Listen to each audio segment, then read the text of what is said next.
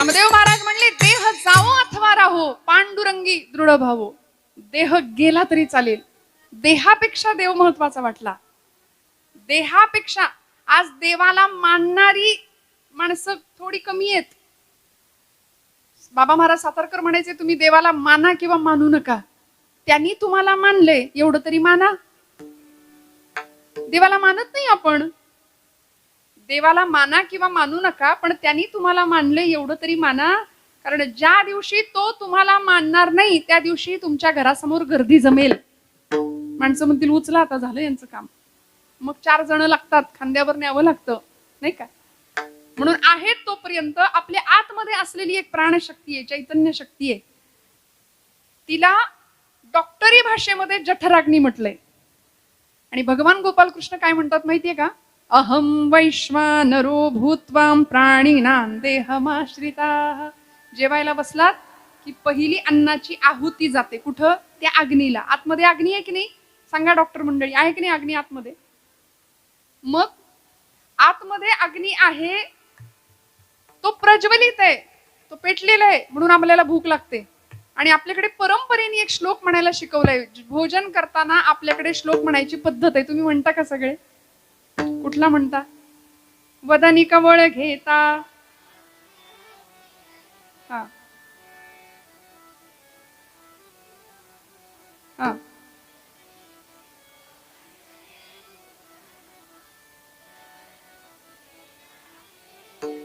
वा, रघुवीर समर्थ. बरोबर. आता इथं काय आपल्या सुरुवात नाही करायची, काही वाढलेलं नाहीये. तुम्ही छान श्लोक म्हटला. वदनी कवळ घेता नाम घ्या श्रीहरीचे सहज हवन. हवन शब्द वापरला की नाही? मग हवन कुठं करतो आपण? यज्ञात करतो. हवन यज्ञात केलं जातं.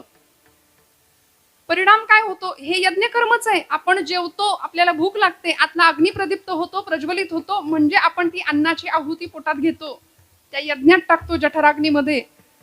कुठपर्यंत ही वरची आहुती आहे? जोपर्यंत आतला अग्नी पेटलेला आहे. एकदा का आतला अग्नी थंड झाला की मग बाहेरचा अग्नी असतो. लोक म्हणतात उचला. मग बाहेरून अग्नी लावण्याच्या आधी आपण आतला अग्नी समजून घेतला पाहिजे, नेमका काय आहे, कोण आहे ते चैतन्य शक्ती. त्या चैतन्य शक्तीचा अत्यंत निष्ठेने माऊलींना सुद्धा लढा लागला होता. आणि माऊली त्या चैतन्याला आवाज देतात, माझ्या जीवाचा तू जीव आहेस. जीवीची या जीवा प्रेमा भावाची या भावा, जीवीची या जीवा प्रेमा भावाची या भावा, जीवीचा या जीवा प्रेमा भावाची या भावा, जीवीची या जीवा प्रेमा भावाची या भावा. तुझा वासुनी केशवा, तुझा वासुनी केशवा, अनुनावडे जीवे अनुसरणी ये, अजूनी कानये जीवे अनुसरणी ये, अजूनी कानये. तुझा वासुनी केशवा, तुझा वासुनी केशवा, अनुनावडे जीवे अनुसरणे, अजूनी कानये जीवे अनुसरणे,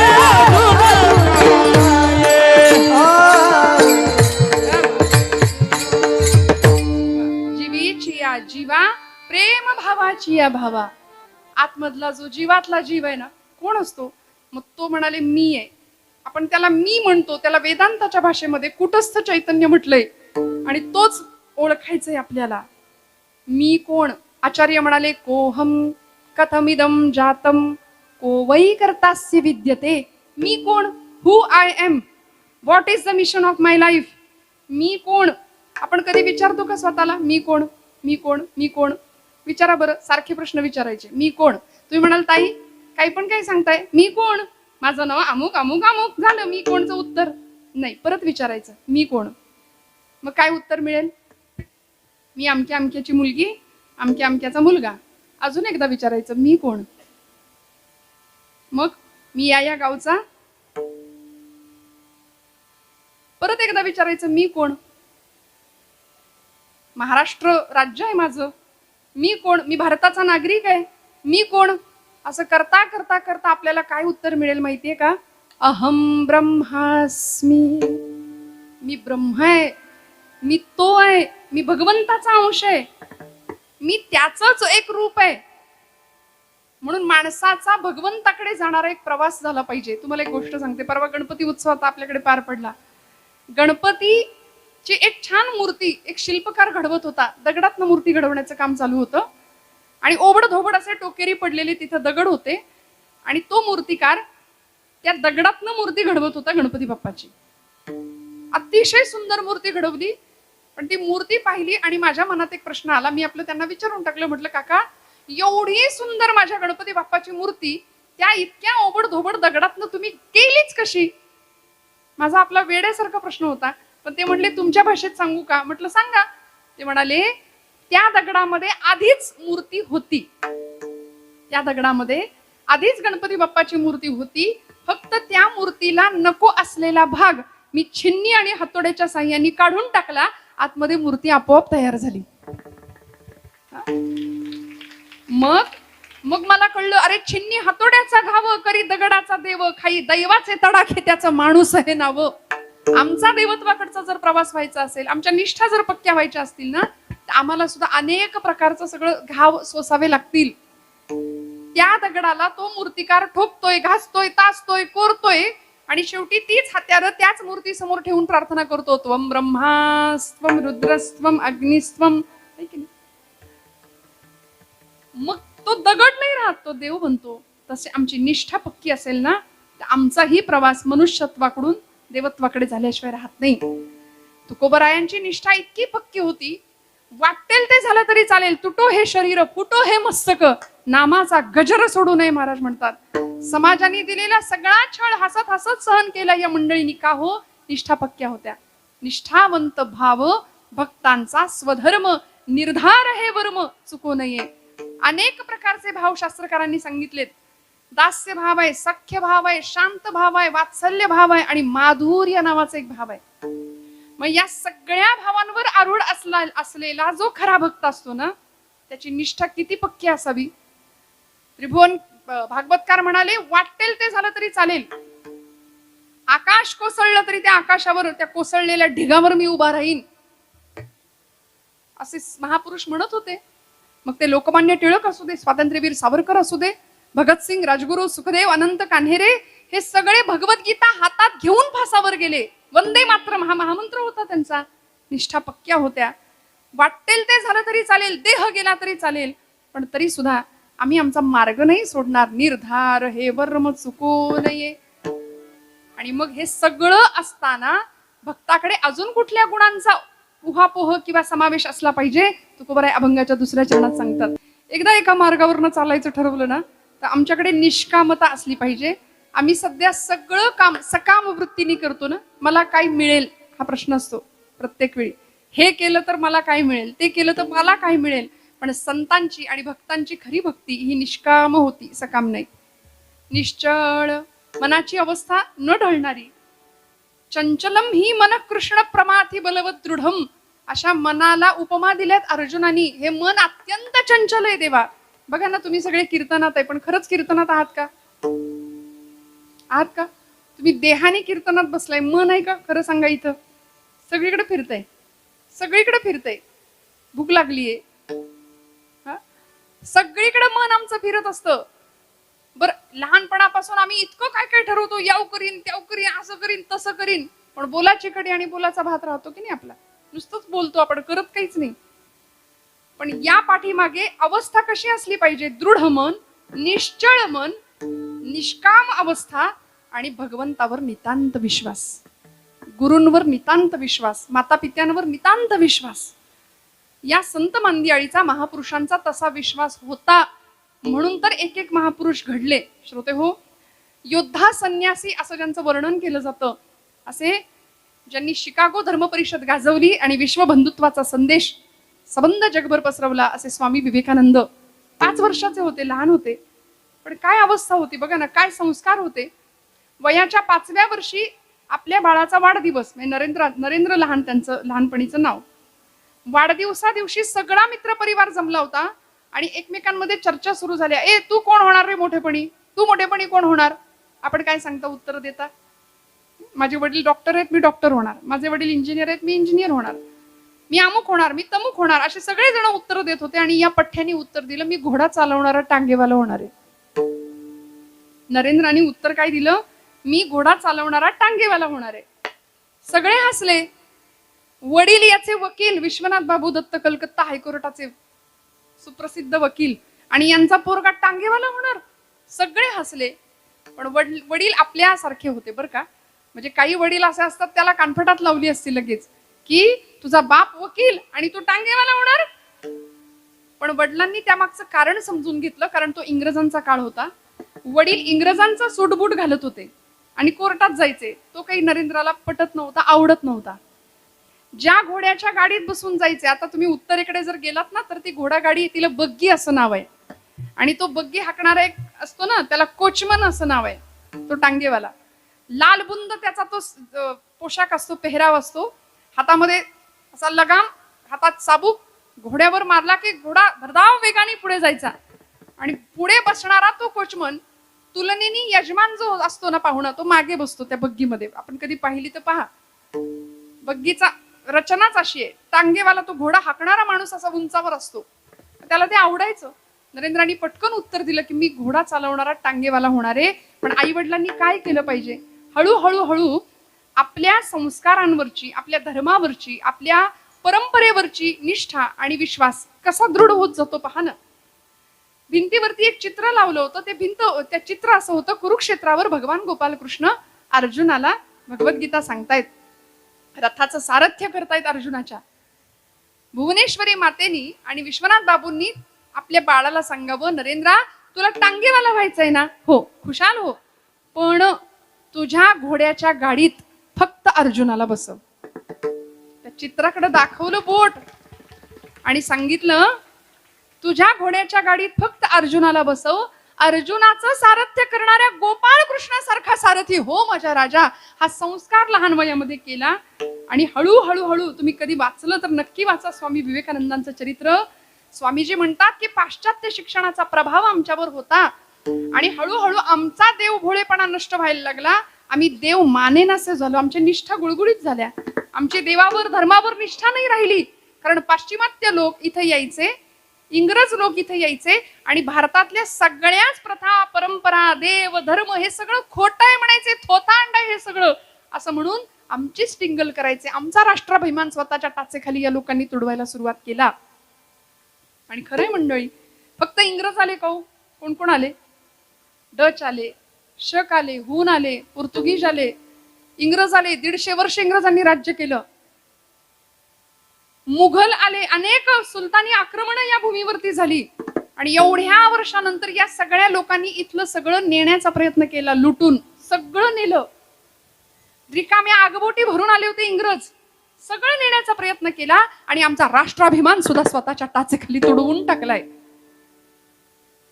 बर, इतक्या वर्षानंतर, इतक्या स्वाऱ्या होऊन अक्षरशः या लोकांनी नालंदा तक्षशिला सारखी विद्यापीठ होती, 6-6 महिने पुस्तकं जळत होती, जाळून टाकली विद्यापीठ आमच्या इथली शिक्षण संस्था. आणि गुरुकुल पद्धतीचं शिक्षण होतं भारतामध्ये. ती गुरुकुल पद्धती नामशेष केली, पुस्तकं जाळली. आणि इथं भारतीयांवर जर राज्य करायचं असेल तर म्हणाले आता इंग्रजी शिक्षण किंवा कॉन्व्हेंट शिक्षण आणायचं. म्हणून बघा, इंग्रजी शिक्षणाला नकार नाहीये. उत्तम इंग्रजी भाषा आम्हाला आलीच पाहिजे, इंग्रजी शिक्षण आमच्याकडे असलंच पाहिजे. पण त्याचबरोबर आमच्या परंपरा, आमची संस्कृती, आमचा सनातन धर्म हे सगळं आम्हाला कधी कळणार? याकरता कीर्तन आहे बरं का, याकरता कीर्तनाचं प्रयोजन आहे. विठ्ठल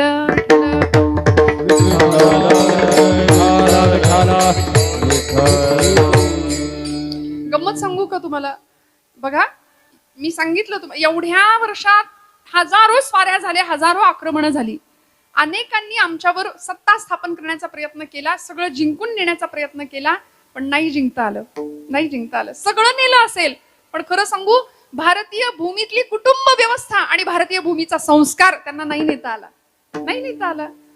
मग एवढ्या वर्षानंतर सुद्धा आम्ही काय म्हणतो? जो जीता वही. हा, बघा पटकन आलं की नाही तुमच्या तोंडात नाव? जो जीता वही सिकंदर. एवढ्या वर्षानंतर आम्ही त्यांचेच पोवाडे गातोय. मी असं काही म्हणायला सांगितलं होतं तुम्हाला सिकंदर म्हणा वगैरे, पण आमच्या रक्तात इतकं ते नाव भिनून गेलंय ना की आम्ही पटकन बोलून जातो, जो जीता वही सिकंदर. आजपासून म्हणी बदला, जो जीते वही छत्रपती शिवाजी महाराज, जो जीते वही छत्रपती संभाजी महाराज, जो जीता वही महाराणा प्रताप, जो जीते वही राजा विक्रमादित्य, जो जीते वही पृथ्वीराज चौहान, जो जीते वही झाशी की राणी. कितीतरी नावं आपल्याला घेता येतात. आपण या सगळ्यांना विसरतो आणि नको त्यांची नावं घेतो की नाही. या लोकांचा उद्दिष्टच हे होतं. लॉर्ड मेकॉले नावाचा शिक्षण तज्ञ होता. त्यांनी आपली शिक्षण व्यवस्था बदलली, आपला अभ्यासक्रम बदलला आणि इथे सगळे त्यांचे सिद्धांत येऊन आमच्या अभ्यासक्रमात समाविष्ट झाले. मी अभ्यास करू नका असं म्हणत नाही. तुम्ही म्हणाल ताई आता आमच्या पुस्तकात जे आहे ते आम्ही वाचायचं नाही का? जरूर वाचा, मार्क उत्तम मिळवा, माझं काही म्हणणं नाही. पण खरं सांगू, डार्विनचा उत्क्रांतीवादाचा एक सिद्धांत आहे. काय सांगतो आपल्याला? माणसाची उत्क्रांती कशी झाली? द्या ना उत्तर मोठ्याने. माणूस कसा तयार झाला? माकडापासून. हा, माकडासारखं आम्ही वागतो कधी कधी, पण आम्ही माकडापासून झालोय असं वाटतंय तुम्हाला? आता हा डार्विनचा उत्क्रांतीवादाचा सिद्धांत आहे. आता तुम्ही कीर्तन ऐकताना मी पुराणाचा आधार देऊन तुम्हाला सांगते. श्रीमद भागवत महापुराण नावाचा ग्रंथ आहे, जो 17 पुराणांनंतर व्यास महर्षींनी 18वं पुराण म्हणून लिहिला. त्या भागवत पुराणामध्ये या प्रश्नाचं उत्तर दिलंय, माणूस कसा तयार झाला. ब्रह्मदेवांच्या सृष्टीचं वर्णन आहे. ब्रह्मदेवांनी जगातलं पहिलं जोडपं निर्माण केलं होतं, मनू आणि शतरूपा त्याचं नाव. मग मनू पासून निर्माण झालेले आम्ही सगळे मानव आहोत. दानवासारखे, मरकटासारखे कधी कधी वागतो. पण डार्विनचा उत्क्रांतीवादाचा सिद्धांत त्याच्याच मुलांनी खोटा ठरवला. त्याच्या मुलांनी त्यांना प्रश्न विचारला होता की म्हणाले, हे असं कसं झालं? म्हणले, बाबा माकडाचा जन्म, माणसाची उत्क्रांती माकडापासून. मग असं जर असेल तर आता जी माकडं दिसतायत त्यांचं काय करायचं? आता जी सगळी माकडं दिसतायत त्याचं काय करायचं? हा त्यांच्याच मुलांनी त्याला विचारलेला प्रश्न आहे. त्यामुळे मनूपासून आम्ही सगळे मानव निर्माण झालो आणि इथे 2 वंश झाले, चंद्रवंश एक आणि सूर्यवंश एक. एक होता चंद्रवंश, एक होता सूर्यवंश. चंद्रवंशामध्ये प्रभू गोपाल कृष्ण जन्माला आले, सूर्यवंशामध्ये प्रभू रामचंद्रांचा जन्म आहे. चंद्रवंशामध्ये गोपाल कृष्ण परमात्मा हे यदुकुल असं म्हटलं जातं, म्हणून देवाचं आडनाव काय आहे? यादव. पण म्हणले ते यादव गाईला चारा घालत होते. कळलं का? जागेपणी ऐका बरं का. गोपालकृष्ण यादव हे गोपालन करत होते, गो संवर्धन करत होते, गायीवर प्रेम करत होते, गायीला चारा खायला घालत होते. नंतरच्या यादवांनी गायीचाच चारा खाल्ला. पण मग हे सगळं असताना यदुकुलातले गोपालकृष्ण आणि इकडे सूर्यवंशामध्ये प्रभू राम, मर्यादा पुरुषोत्तम प्रभू रामचंद्र भगवान. या सूर्यवंशामध्ये पुढच्या काळामध्ये वेरूळच्या कृष्णेश्वराच्या कृपाशीर्वादाने भोसले घराण्यामध्ये मालोजीराजे भोसले जन्माला आले. त्यांच्या पोटी जन्म झाला शहाजीराजे भोसल्यांचा. इकडे चंद्रवंशामध्ये लखुजीराजे जाधव, सिंदखेड राजाचं एक घराणं होतं जाधवांचं, म्हणजे यादवांचेच जाधव झाले. त्या जाधवांच्या घराण्यामध्ये लखुजीराजे जाधवांची एक मुलगी होती जिजाऊ, ज्या महाराष्ट्राच्या राजमाता, राष्ट्रमाता जिजाऊ साहेब आणि छत्रपती शहाजीराजे भोसले यांचा विवाह होतो. चंद्रवंश सूर्यवंश एकत्र येतात आणि या भूमीला एक शककर्ता राजा, स्वराज्य निर्माता छत्रपती शिवाजी महाराज मिळून जातात. हे या भूमीचं सार्थक आहे, हे या भूमीचं वैभव आहे. म्हणून आमचे वारसदार राम आहे, आमचे पूर्वज राम, कृष्ण, छत्रपती शिवाजी आणि छत्रपती संभाजी माकडं नाहीत. एवढं डोक्यात पक्क ठेवा बरं का. त्यांचे आम्ही वंशज आहोत, त्यांचे आम्ही वारसदार आहोत. मग तुकोबरायांना आम्हाला हेच सांगायचंय, या सगळ्या मंडळींनी जे एक गोष्ट आम्हाला करायला शिकवली ती आम्हाला निष्ठेने करावी लागेल, अत्यंत विश्वासाने करावी लागेल. धर्माचे पालन, धर्माचे पालन, धर्माचे पालन, धर्माचे पालन. करणे पाखंड खंडन, करणे पाखंड खंडन, करणे पाखंड खंडन, करणे पाखंड खंडन, करणे पाखंड खंडन. धर्माचे पालन, करणे पाखंड खंडन, करणे पाखंड खंडन.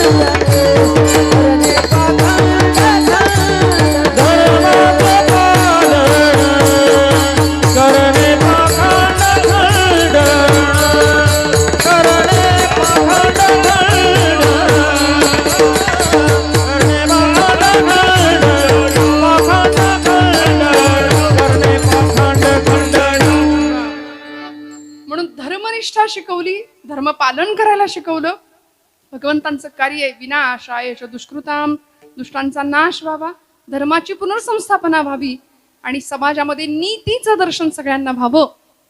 यासाठी आमचा प्रयत्न असला पाहिजे. मी स्वामीजींचं उदाहरण सांगत होते मगाशी. ज्या स्वामीजींनी अगदी लहान वयामध्ये विवेकानंदांनी पाश्चात्य शिक्षणाचा प्रभाव ज्यांच्यावर पडला आणि ते म्हणायला लागले, चरित्रात सांगतात की आम्ही नास्तिक बनायला निघालो, आम्ही देवाला मानायला तयार नाही. मग भेटेल त्याला विचारायचं, देवाला पाहिलंय का, देवाला पाहिलंय का. कुणी बैरागी संन्यासी साधू सत्पुरुष एखादा दिसला की त्याला विचारायचं, तुम्ही देव पाहिलाय का, तुम्ही देव पाहिलाय का. कुठेच उत्तर मिळत नव्हतं. आणि पहिल्यांदा आयुष्यात या प्रश्नाचं उत्तर देणारी व्यक्ती समोर भेटली गुरु स्वरूपामध्ये. कोण हो? रामकृष्ण परमहंस. रामकृष्णांच्या समोर नरेंद्र स्वामी विवेकानंद उभे आहेत. रामकृष्ण परमहंसांकडे पाहिलं आणि पहिला आपला ठेवणीतला प्रश्न विचारला, तुम्ही देवाला पाहिलंय का. रामकृष्ण परमहंस शांतपणे उत्तर दिलं, हो. तुला कसं पाहतोय तसा देवाला पाहिलाय. मग हुरळून नाही गेले, मला दाखवाल का. लगेच दुसरा प्रश्न तयार होता. म्हणाले, मला दाखवाल, मला दाखवाल. रामकृष्ण परमहंस म्हणाले, हो, मला जसा पाहतोयस ना तसा तुला देवाला दाखवेन. मग कलकत्त्याला बोलावून घेतलं दक्षिणेश्वराला आणि मग तिथे प्राथमिक अवस्थेपासून सगळी तयारी करून घेतली. ध्यानधारणा, योग, प्राणायाम या सगळ्या सिद्धी प्राप्त झाल्या. तेव्हा निर्विकल्प समाधीचा अनुभव दिला आणि मग देव दिसला. हा अनुभव विवेकानंदांनी घेतला. परिव्राजक अवस्थेमध्ये भारत भ्रमण केलं. 3 वर्ष स्वामी विवेकानंदांनी कन्याकुमारीला गेले आणि तिथे स्मारक आहे आज भारताच्या दक्षिणेला. 72 तास ध्यानावस्थेमध्ये एका खडकावर जाऊन बसले. एक खडक खुणावत होता. नावाड्याला विचारलं, मला त्या खडकावर सोडतोस का. तो नावाडी म्हणला, पैसे लागतील. स्वामीजी म्हणाले, माझ्या खिशात पैसे नाहीयेत पण माझ्या बाहूंमध्ये बळ आहे. घेतली समुद्रामध्ये उडी आणि तो खडक गाठला. 3 दिवस 3 रात्री त्या खडकावर बसून साधना केली. मी कोण याचं उत्तर प्राप्त केलं आणि मग भगवंतापेक्षा मी कोणी वेगळा नाहीये ही अवस्था निर्माण झाली. जीवनाचं ध्येय निश्चित झालं आणि हेच स्वामी विवेकानंद भारताचं प्रतिनिधित्व करायला शिकागोची धर्म परिषद गाजवतात आणि विश्वबंधुत्वाचा एक सुंदर संदेश भारताच्या वतीने मांडतात. अमेरिकेतल्या माझ्या बंधू आणि भगिनींनो म्हणून सगळे एका सूत्रात घेतलं आणि भगवंताचं जे तत्वज्ञान आहे, ईश्वर सर्वभूतानां हृद्देशेर्जुन तिष्ठती भ्रामयन् सर्वभूतानि यंत्रारूढानि मायया, हे विलक्षण तत्वज्ञान मांडलं. मला सांगा ना, हा विश्वास असावा लागेल, ही निष्ठा असावी लागेल. नामदेव महाराज म्हणले ना, आपण प्रमाण ऐकलं, देह जावो अथवा राहो पांडुरंगी दृढ भावो. तुका म्हणे प्राण करा देवासी अर्पण. प्राण गेला तरी चालेल पण आमचं ध्येय आणि आमच्या निष्ठा आम्ही पक्क्या ठेवू. हा संतांचा किंवा महापुरुषांच्या आयुष्याचा संदेश होता. वाटेल ते झालं तरी स्वातंत्र्यवीर विनायक दामोदर सावरकर कुठे गेले हो? लंडनला गेले होते. कशा करता? अलीकडे पुस्तक वाचनाची परंपरा किंवा प्रथा कमी झाली, वाचन संस्कृती कमी झाली म्हणून आध्यात्मिक लायब्ररी आज पाहिलं मी, दर्शन घेतलं. आम्ही वाचायला तयार नाही, वाचायला तयार नाही. एका मुलाला मी विचारलं होतं, तू वाचतोस का रे चांगलं काही? तुम्ही वाचता का काही चांगलं चुंगलं, काही एखादं पुस्तक, काही अवांतर वाचन करता का? शालेय अभ्यासाव्यतिरिक्त काही वाचता का? तो म्हणाला, ताई व्हॉट्सअपवरचे मेसेज इतके असतात, म्हणले ते संपत नाही वाचून, इतकं वाचतो. अलीकडे ते एक विद्यापीठ चांगलं आहे व्हॉट्सअप, आहे की नाही, तेच संपत नाही म्हणाले. म्हटलं तू खरंच काही वाचत नाही? नाही म्हणले, नाही वाचत. म्हटलं आता तू वाचत नाही. विठ्ठल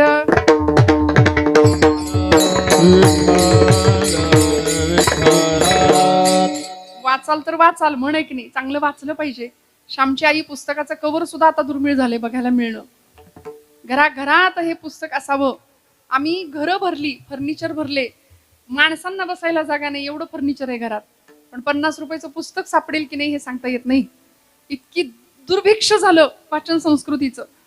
मग त्या श्यामच्या आईनी काय संस्कार केले होते? साने गुरुजी काय सुंदर आठवण सांगतात. तो आंघोळ करून ज्यावेळी श्याम बाहेर येतो मोरीतनं, बाथरूम मधून ज्यावेळी तो बाहेर येतो त्यावेळी आईला सांगतो, आई तुझा पदर खाली पसर, माझ्या पायाला घाण लागेल, माझ्या पायाला माती लागेल.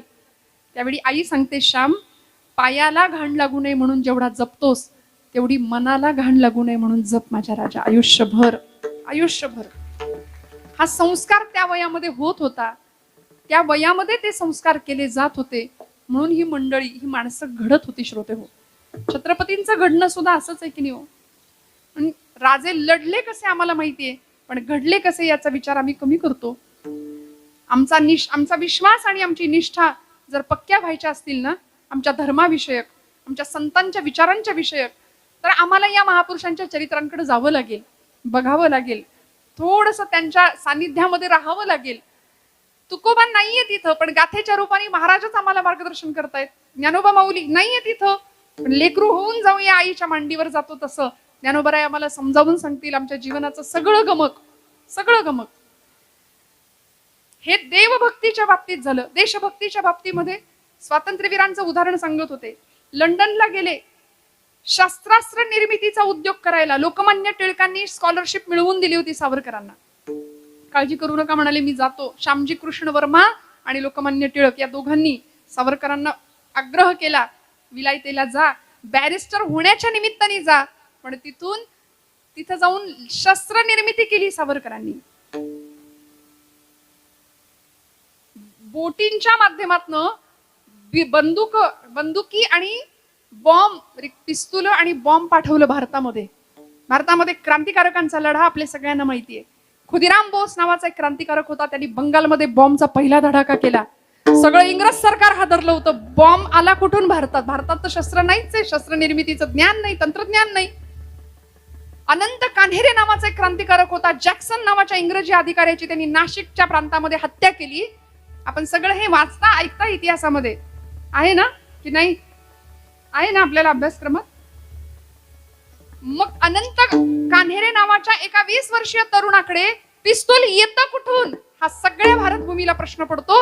आणि इंग्रज सरकार हादरून जातं की भारतात पिस्तूल आलं कसं.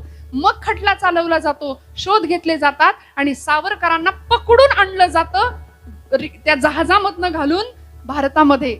आणि जहाजातनं भारतात येत असताना त्या जहाजातून सावरकरांनी मध्य समुद्रामध्ये टाकलेली उडी ही जगप्रसिद्ध आहे, जगविख्यात आहे. काय निष्ठा होती हो. मी मरेन, मी संपेन हे कळत नव्हतं का त्यांना? कशासाठी गेले होते? बॅरिस्टर व्हायला गेले होते. स्वतःचा संसार सुखाने करता आला असता, पण या लोकांनी स्वतःच्या संसाराची चुलबुळकी फोडली आणि राष्ट्राचा प्रपंच केलाय. सावरकरांनी मध्य समुद्रामध्ये उडी घेतली. काही इंग्रजी अधिकाऱ्यांनी त्यांना पकडलं, पुन्हा जहाजात घालून भारतात आणलं. भारतामध्ये खटला चालला आणि ब्रिटिश सरकारने सावरकरांना शिक्षा फरमावली. 50 वर्ष अंदमानची काळ कोठडी. अंदमानच्या तुरुंगामध्ये 50 वर्ष राहायचं.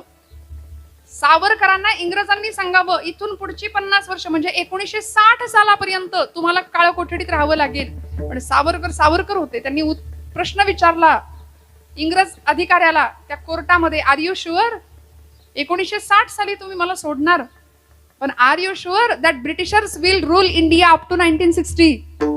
1960 सालापर्यंत तुम्ही आमच्या देशावर राज्य कराल याची खात्री आहे का तुम्हाला?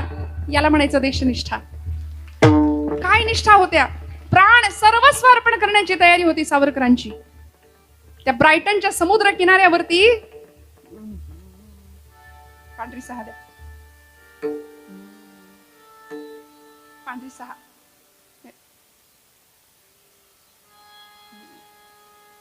आपलं पांढरी 2 चालू आहे ना? हा, okay. Scale change. Vitthal Vitthal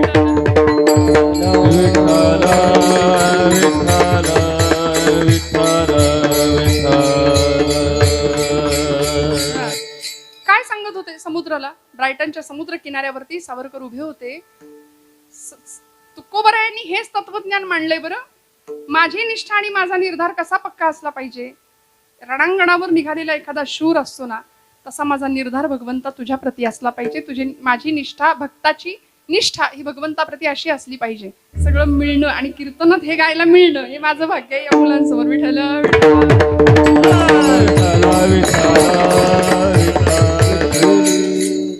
काय झालं? लंडन वरून त्यांना पकडून आणलं, शिक्षा सुनावली गेली आणि अंदमानला जाण्यापूर्वी साखळ दंडांनी जखडून, म्हणजे आरोपीच्या, कैद्याच्या वेशामध्ये मुंबईच्या एका जेलमध्ये सावरकर काही दिवस होते.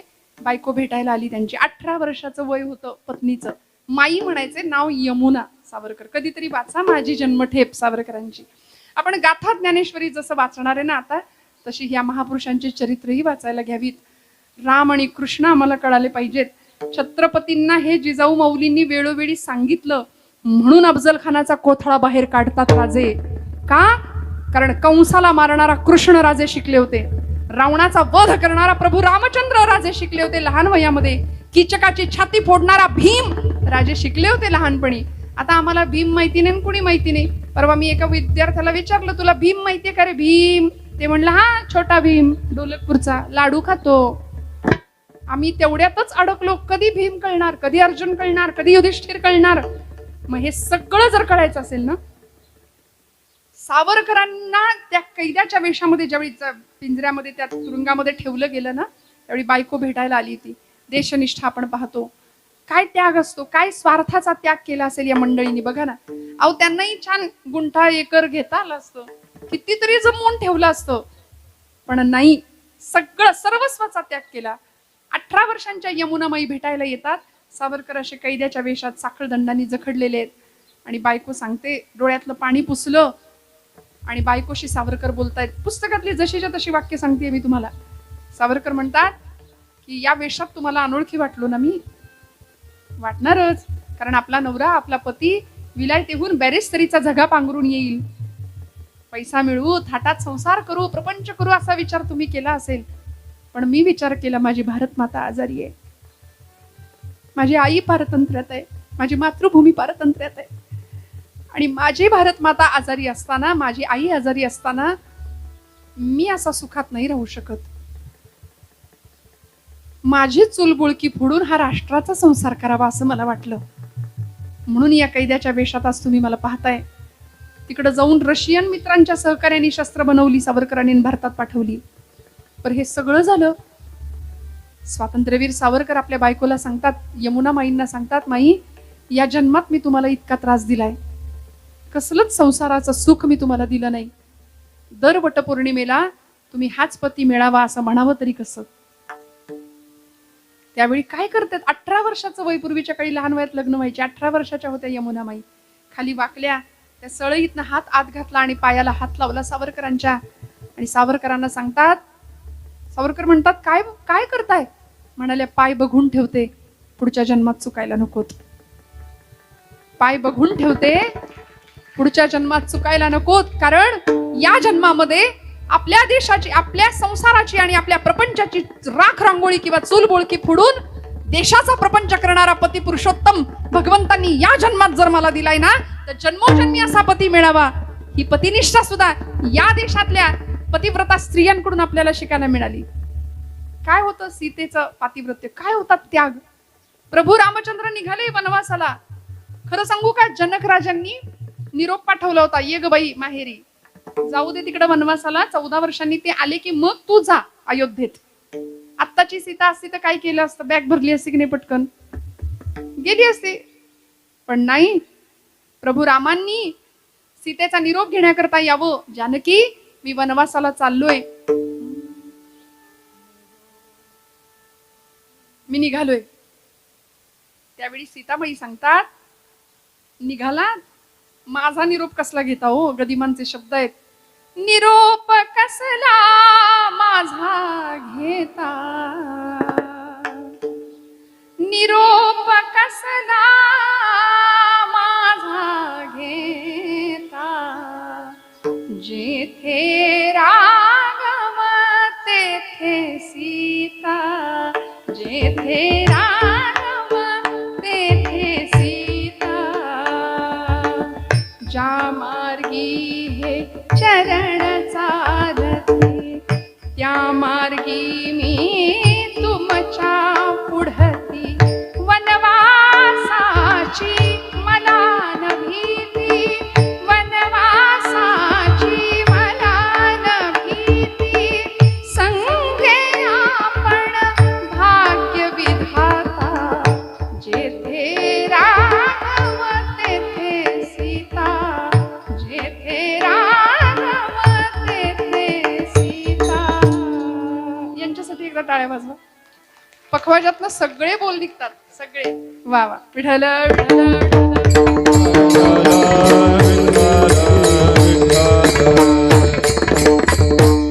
हा त्याग आहे, हा स्वार्थाचा त्याग आहे. एखादा शूर रणांगणामध्ये जातो आणि माघारी परतून सुद्धा पाहत नाही, तसा या देशाचा सैनिक सुद्धा बघा ना, सेवेवरती जातो. निष्ठा काय असते? मला असं वाटतं सीमेवर आपली लेकरं पाठवणाऱ्या माता पित्यांचं काळीच सुद्धा वाघाचं असावं लागतं. ते असतं म्हणून आपली लेकरं सीमेवर पाठवतात. मग जाणारा जवान जसा मागे परतून पाहत नाही ना, तसं धैर्य आणि तसा निर्धार, तसा विश्वास, तशी निष्ठा आणि तसा विश्वास भगवंता माझ्याही इकडे असला पाहिजे. रणी निघता शूर न फिरे माघारी, रणी निघता शूर न फिरे माघारी.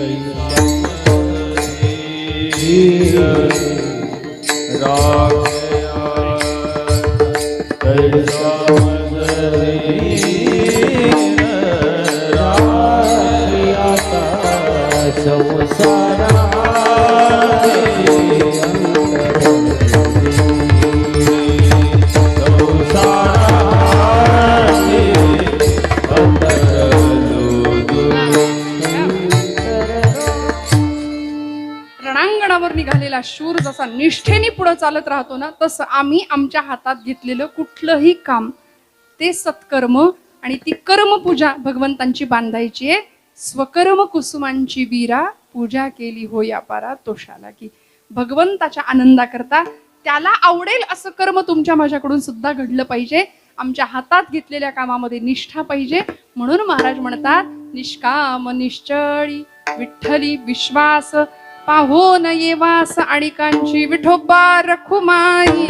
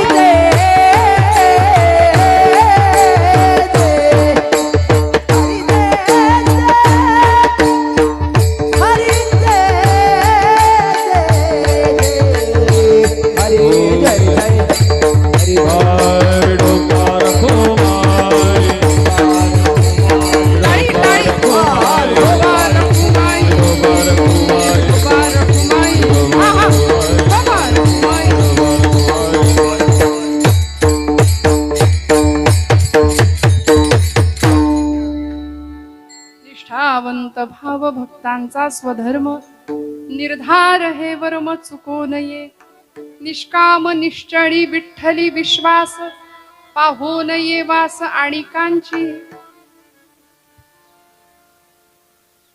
तुकोबराय असू देत ज्ञानोबराय असू देत संतांनी जीवनाकडे बघण्याचा सकारात्मक दृष्टिकोन तर दिलाच, पण आमच्या निष्ठा कशा पक्क्या असाव्यात, आमचा निर्धार कसा पक्का असावा, नाही तर मग मरगळलेली अवस्था येतेच ना हो जीवनामध्ये. नैराश्य, सोपं बोलायचं मराठीत फ्रस्ट्रेशन, काय वेळ लागतो यायला. ज्याच्याकडे बघावं ते टेन्शन मध्ये. ऐक नाही, सगळ्यांना टेन्शन आहे. 2 वर्षाचं बाळ सुद्धा त्याच्या हातात मोबाईल देऊ नका, मग बघा कसं टेन्शन मध्ये जातं ते सुद्धा. त्यालाही टेन्शन आहे, प्रत्येकाला टेन्शन आहे सध्या. ज्याच्याकडे बघावं त्याचा चेहरा असा ओढलेला आहे. कुणी नीट मन मोकळं हसायला तयार नाही. मी तर म्हणते मन मोकळं रडायला सुद्धा तयार नाही, नुसती घुसमट आहे आतल्यात आतल्यात आतल्यात. मग हे सगळं मोकळं कधी होणार. संतांनी प्रचंड मोठी दिव्य दृष्टी आपल्या सगळ्यांना दिली आहे, आपल्या अक्षरांच्या माध्यमातून, आपल्या विचार तत्वज्ञानाच्या माध्यमातून. मी नेहमी एक विधान करते की आम्ही एखाद्या डॉक्टरचा किंवा एखाद्या काउन्सिलरचा आधार घेतो आमच्या मनाचं नैराश्य घालवण्याकरता, पण संत विचारां इतकं समुपदेशन करण्याची ताकद कशातच नाहीये जेवढी ताकद संत विचारांमध्ये आहे. आमच्या मनातला पडलेले सगळे प्रश्न म्हणजे मानवी जीवनाच्या यथार्थ प्रश्नांची समर्पक उत्तरं देण्याचं सामर्थ्य फक्त संत विचारांमध्ये, माऊलींच्या ज्ञानेश्वरीमध्ये, तुकोबांच्या गाथेमध्ये. आता हे झालं महापुरुषांनी अमुक अमुक केलं, तमुक तमुक केलं. ताई तुम्ही आम्हाला सांगितलं संतांनी एवढा मोठा त्याग केला. माझ्या ज्ञानोबरायांचा तर त्याग केवढा मोठा आहे, केवढी निष्ठा आहे भगवंताविषयी. समाजाकडून मिळणारा सगळा छळ हसत हसत सहन केला ज्ञानोबरायांनी. विठ्ठलपंत आणि आई रुक्मिणी माता या दोघांनी देहांत प्रयश्चितासारखी शिक्षा स्वतःला स्वीकारून घेतली का तर आपल्या लेकरांना समाजात सन्मानाने जगता यावं. निवृत्ती, ज्ञानदेव, सोपान आणि मुक्ताबाई ही 4 लेकरं या मातीला मिळाली. अमृताची संजीवनी जिथं उतू घालवली या मंडळींनी. सगळं झालं, सगळ्यांनी सगळं केलं. आता आपण काय करायचं आपल्या पातळीवर. मग आमच्या पातळीवर आम्हाला एवढंच करता येईल. काय झालं, एका इमारतीला खूप मोठी आग लागली, खूप मोठी, वणवा पेटला. जागेत ना सगळे, झाले कीर्तन माझं, काळजी करू नका, थांबणारे. खूप मोठी आग लागली, वणवा पेटला आणि त्या इमारतीच्या जवळ एक तळं होतं, एक सरोवर होतं, एक चिमणी होती. त्या तळ्यातलं पाणी तिने चोचीत घ्यावं आणि त्या आगीवर नेऊन टाकावं, असं तिचं काम सुरू झालं. ती तळ्यातलं पाणी घेतीये आणि त्या इमारतीच्या आगीवर नेऊन टाकतीये. त्या आगीमध्ये अडकलेल्या लोकांना काही माणसं बाहेर काढत होती. त्या इमारतीवर पाणी कोणी मारत होतं. जो तो ज्याला त्याला जमेल ते काम करत होता.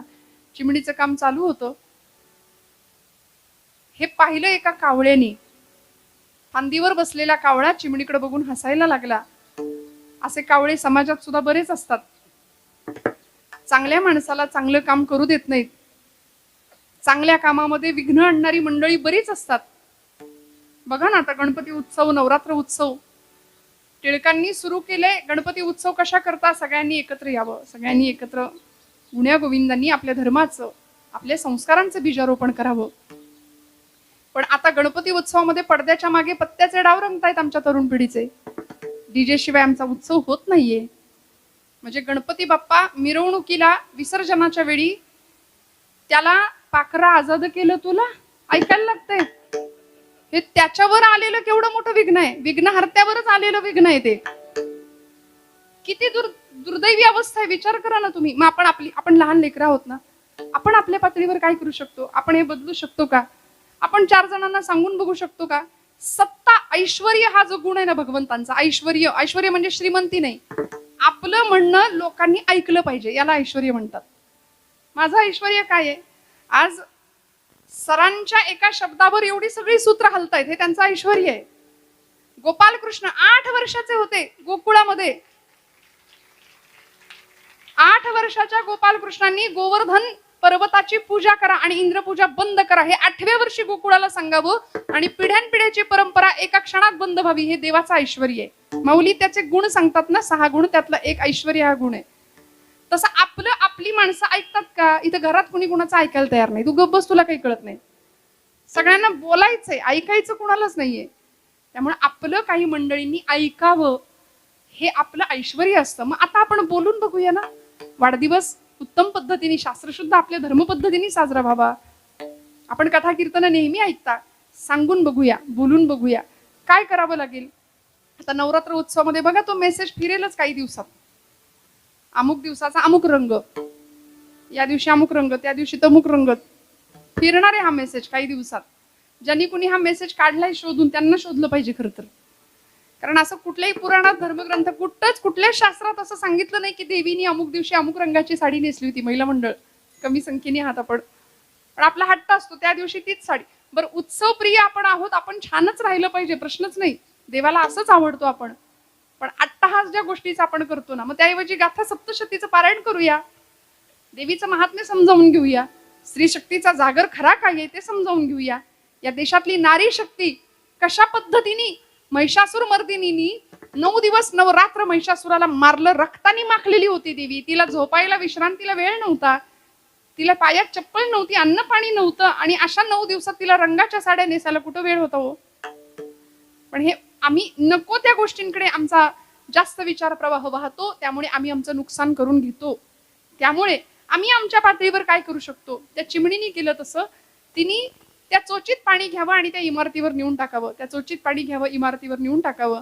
त्या कावळ्याने तिची निंदा केली. तो टिंगल करत कुत्सित भावनेने तिला म्हणाला, बाई ग, तुझी चोच केवढी, तुझी ताकद केवढी, आणि तू आग विझवायला निघाली, तुझ्या चोचीत पाणी केवढं समावतंय, तू तो सुई की नोक से पहाड खोदने जा रही है. काय चाललंय म्हणाले तुझं. हसायला लागला. ती चिमणी म्हणाली, दादा मला ठाऊक आहे, माझी ताकद कमी आहे, माझी शक्ती कमी आहे, माझ्या चोचीत पाणी सुद्धा कमी मावतं, पण उद्या या घटनेचा जेव्हा इतिहास लिहिला जाईल तेव्हा माझं नाव आग लावणाऱ्यांच्या यादीत नसेल, आग विझवणाऱ्यांच्या यादीत राहील. मग आपण नेमकं कुठल्या यादीत असलं पाहिजे, एवढा जरी आपण विचार केला तरी देवाला आवडेल असं काम आपल्याकडून घडल्याशिवाय राहणार नाही. तुकोबराय म्हणतात की देवाचं काम करणाऱ्याला, देवाच्या प्रती निष्ठा बाळगणाऱ्या भक्ताची उपेक्षा झालीये असं ऐकिवात सुद्धा नाहीये. तुका म्हणे ऐसा कोण उपेक्षिला.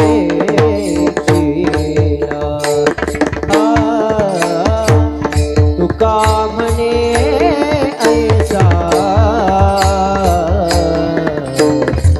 कोण उपेक्षिला.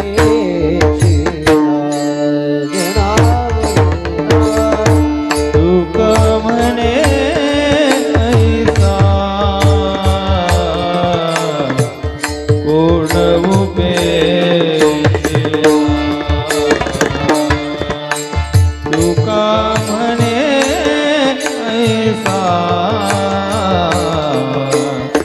कोण उपेक्षिला. नाही ऐकिला ऐसा कोणी नाही ऐकिला ऐसा कोणी. निष्कामने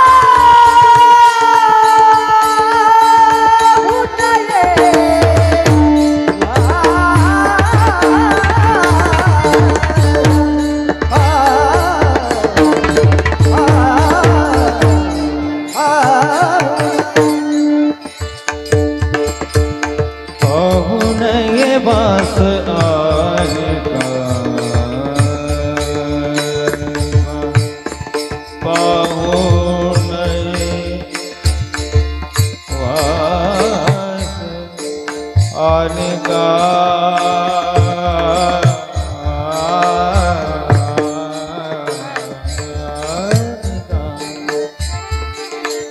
पाहुन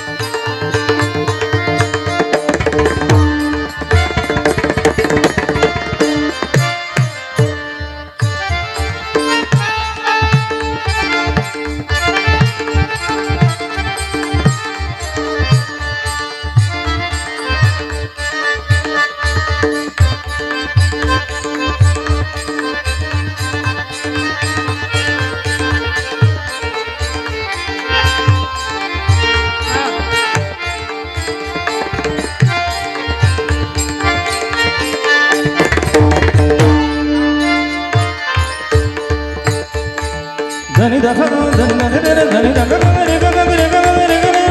धनी धनी धनी धनी धब धब मम मम गरे गरे धनी धा गामा धनी धनी धब गामा धनी धनी धब गामा धनी धनी धब गामा धनी धनी धब गामा धनी धनी गामा धनी धनी धब गामा धनी धनी धब हा पाहुन वासानी हो पाहुन वासानी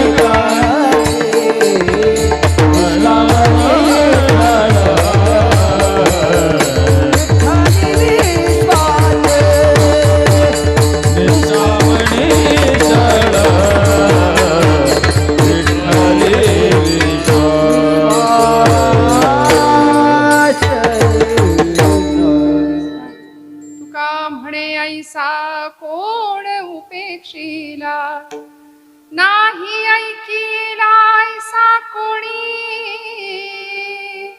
निष्काम निश्चळ विठ्ठली विश्वास. महाराजांचा 3 चरणांचा अभंग आहे पण खूप मोठं सार सांगणारा अभंग आहे. मी म्हटलं तसं सगळ्यांनी पाठ करा. जितकं जास्तीत जास्त श्रवण करता येईल तेवढं करूया. चांगलं ऐकता येईल. अर्थात तुम्ही दर महिन्याला इतकं सुंदर श्रवण करताच. गाथा ज्ञानेश्वरीच्या माध्यमातून प्रत्येक लेकराच्या हातामध्ये ग्रंथ येणारे हे भाग्य आहे आपलं. आयुष्य निघून जातं तरी ज्ञानेश्वरीला हात लावायची इच्छा होत नाही. आयुष्य निघून जातं तरी गाथा आम्हाला दिसत नाही. आणि मग खरं सांगू का, पालकवर्ग मागे मोठ्या संख्येने आहे. मी एक आवर्जून वाक्य बोलते की सगळं आम्ही करतो पण जगाने दिलेलं नाकारले पण जेव्हा वाट्याला येतं तेव्हा देव आठवतो. 60-70 नंतर तुम्ही नसलात तरी काही बिघडत नाही आमचं, असं आपल्याच घरातली लेकरं आपल्याला म्हणतात, तेव्हा आम्हाला देव आठवतो. त्यामुळे ज्ञानोबरायांसारखं, छत्रपती शिवाजी महाराजांसारखं आयुष्याच्या सुरुवातीलाच अध्यात्माची कास धरूया आणि अतिशय सुंदर असं जीवनाचा भक्कम पाया आमच्या अध्यात्माचा राहिला तर मग आम्हाला जीवनामध्ये नैराश्य नाही, ताण नाही, कुठलाही तणाव नाही. सगळ्या प्रश्नांची उत्तरं आमच्याकडे समर्पकरित्या येतील, आल्याशिवाय राहणार नाही. सगळ्यांच्या चरणारविंदी कृतज्ञतापूर्वक वंदन करते. झालेली सेवा भगवंत चरणावर समर्पित करते. बोलत असताना काही वेडवाकडं गेलं असेल तर मोठ्या अंतकरणाने क्षमा करा. सगळ्यांच्या हृदयस्थ भगवंताला वंदन, परम आदरणीय होडकर सरांना वंदन करते, त्यांच्या कार्याला वंदन करते. आणि अतिशय सुंदर अशा या विद्यानिकेतनामध्ये मला येता आलं, आपल्या सगळ्यांच्या दर्शनाचा लाभ घेता आला. सर्व मान्यवर व्यासपीठावरचे सर्व अधिकारी, ज्येष्ठ श्रेष्ठ कीर्तनकार, गायक, वादक, सर्व शिक्षक, सर्व ही मुलं आणि गोड अशी साथ करणारी आमचे सगळे साथीदार मंडळी, सगळ्यांना नमस्कार करते. ध्वनी व्यवस्था देणारे आमचे गोड अशी सुंदर अशी सेवा देणारे दादा, मनापासून त्यांनाही नमस्कार. आणि सेवा भगवंता चरणी रुजू करून सेवेला विराम. ज्ञानेश्वर माऊली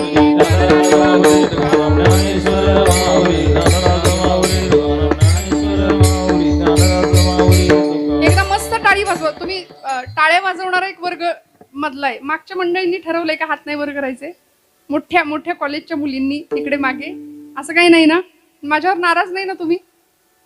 नाही ना? मस्त हात वर करा, मोकळे खणखणीत टाळी. तुकाराम तुकाराम तुकाराम